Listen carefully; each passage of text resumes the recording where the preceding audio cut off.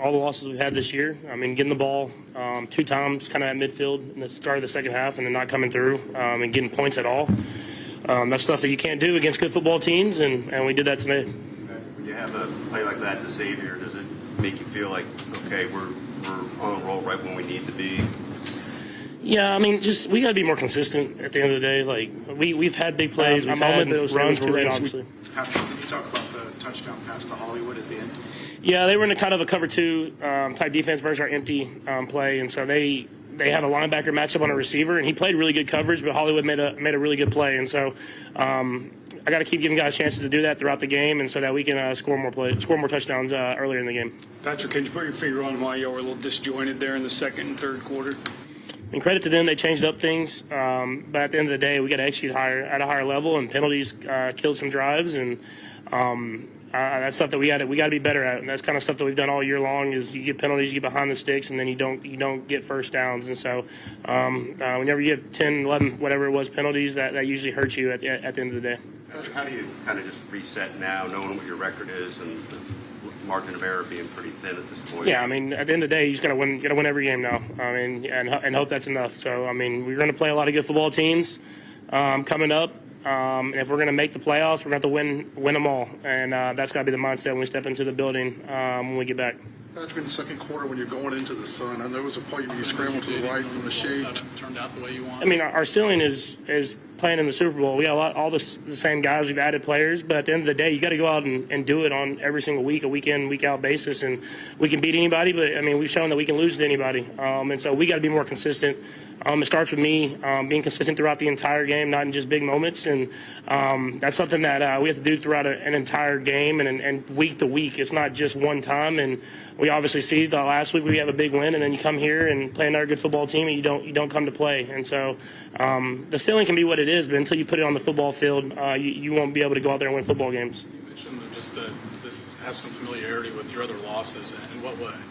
Just not being consistent. I mean, it's just offense, defense, special teams. I mean, it's just we got to put it all together for 4 quarters in this league. That's something we've been great at in the past, but it's not the past. Now it's the present, and you have to be able to do that week in and week out. And even last week we weren't consistent when we won the game. So it's just being consistent throughout an entire game, bringing the right mindset, the right energy, and something that we're going to have to do the rest of the way out.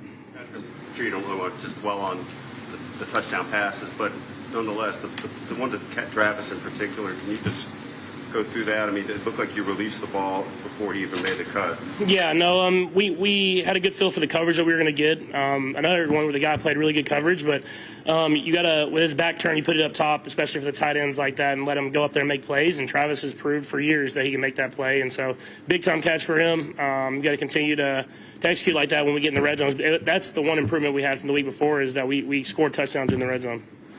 On third down at times throughout the game? Just a bunch of penalties, man.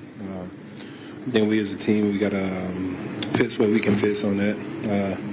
We put ourselves back a lot today with the defensive penalties that were called today. Chris, is that what frustrates you most after this game, or something else stand out to you? A lot of plays we could have made that we didn't make, and they played better than we did today. Chris, you're obviously 6-6 now with not much margin for error. How do you kind of reset at this point? I know you got a couple days to do that, but how do you go from here? Watch a little film, see what we can get better at. Get some guys healthy. We got a few guys get banged up, short week, and prepare for the next game. I think we got these next 5 to 6 games is going to be very, very critical for us as a team.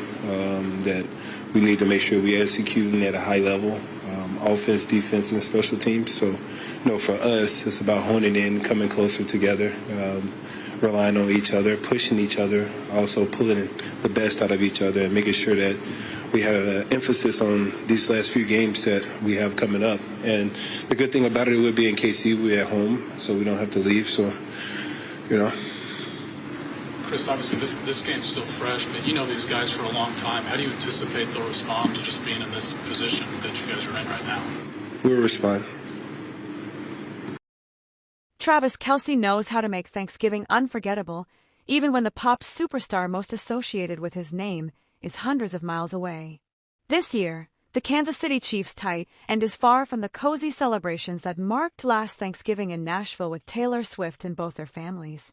Instead, there's a different kind of feast waiting for him, a high-stakes clash with the Dallas Cowboys, a game that could define the Chiefs' season and perhaps Kelce's own legacy. The Chiefs, battered but unbroken after a much-needed overtime win against the Colts, have their playoff dreams dangling by a thread, and there's no room for error as Dallas comes barreling into Arrowhead, riding high after stunning the reigning Super Bowl champions, the Eagles. For Kelce, it's not just another game. It's his first Thanksgiving appearance after 13 years in the league, a fact that still surprises fans and even the man himself. He talks about the magic of holiday football, the way families gather, plates piled high, laughter echoing, all eyes glued to the television as the drama unfolds live.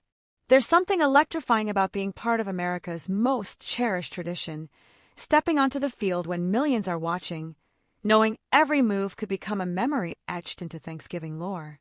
But before the stadium lights and roaring crowds, there was a quieter celebration. Kelce, never one to let families slip through the cracks, hosted a select group for an intimate dinner at his newly opened 1587 Prime Steakhouse, a joint venture with Patrick Mahomes that's already drawing crowds in Kansas City. His uncle Don, ever the connector, wrangled a prized reservation and brought along old friends from Purdue, dubbed the Purduids by Taylor Swift herself, for a post-game meal that felt more like a family reunion than a celebrity gathering.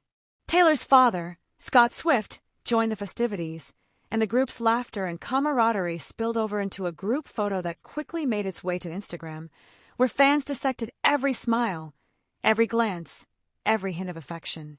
The world is watching Kelce now, not just for his on-field heroics, but for the way he seems to blur the lines between sports legend and pop culture icon.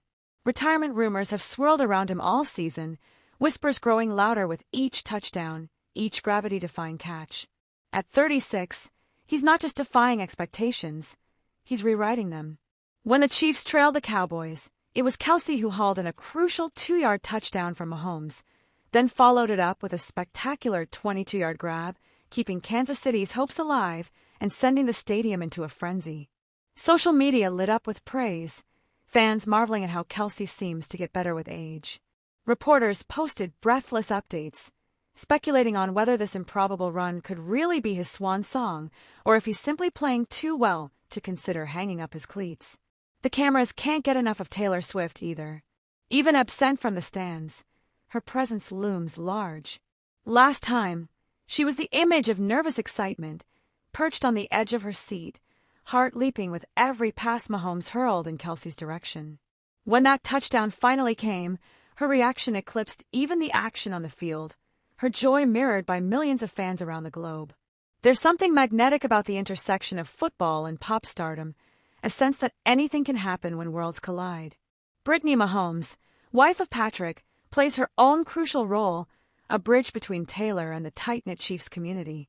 Together, Brittany and Taylor analyze plays, exchange knowing glances, ride the emotional roller coaster of every drive as if they were part of the coaching staff. The tension is palpable, the stakes sky high. When the Chiefs finally break through, it's a collective exhale, a celebration that ripples from the field to living rooms across America. The image of Kelce, arms raised in triumph, is more than just a sports moment. It's a snapshot of resilience, family, and the enduring power of tradition.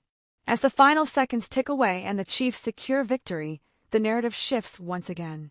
Is this really the end for Kelce, or just another chapter in a career filled with improbable comebacks?